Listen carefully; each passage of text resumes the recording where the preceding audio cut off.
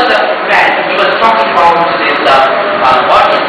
But now I will tell about audience, and it's a very important point for us to remember that what kind of audience do these writers address? Who are the consumer of this? Who are intended readers? As you all know this term.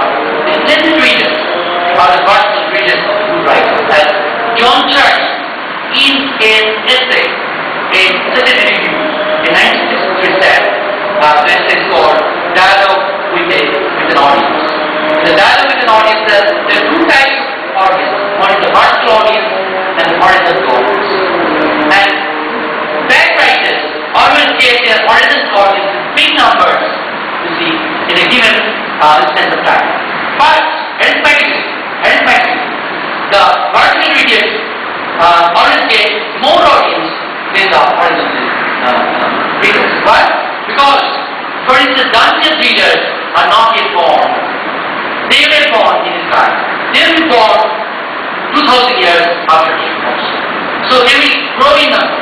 But think of, I don't think any name today, but bad writers, think of any bad writer, that his writing will go to the same way, or he go the way of all paper, as you go the way of all flesh, go.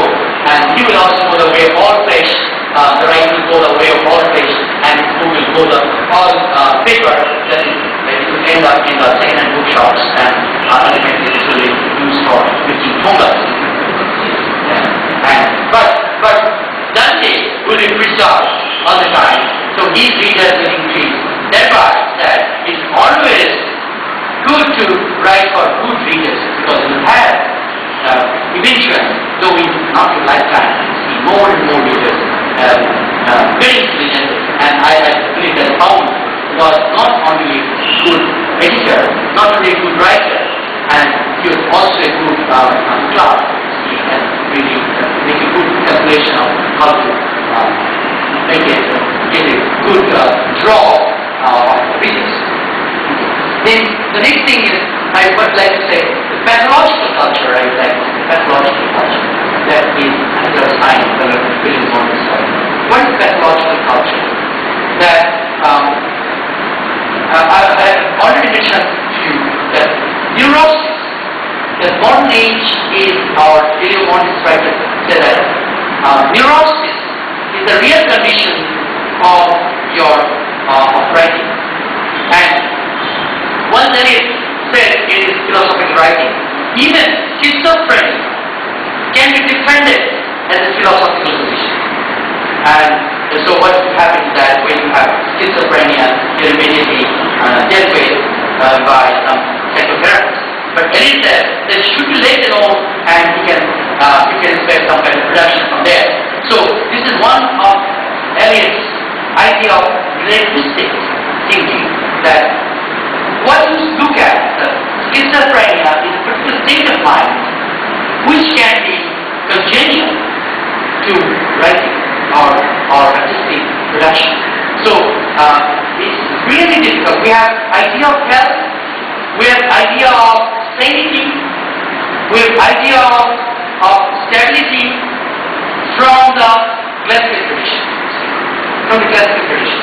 And in art and neurosis, the essay written by Lionel Brunning in the liberal imagination talks about that neurosis began to be respectable after Mr. Coleridge. And Coleridge, who also perhaps popularized or at least created some ground for excuses for taking drugs, that he said that drug mind is a fertile mind for creation. You know that you read a poem called Sudapan, and I suspect all the poems are written, but only two poems are written under the influence of drugs.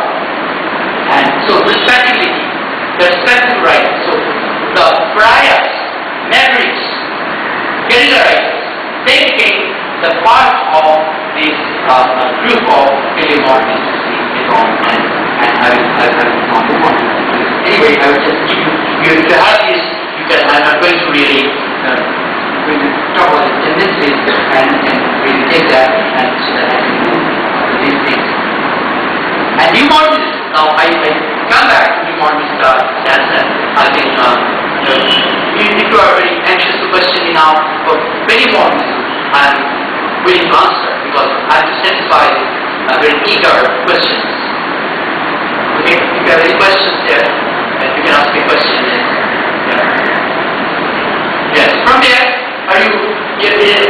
Oh, you are good with that, but you have. You do very progress. You can ask me from there.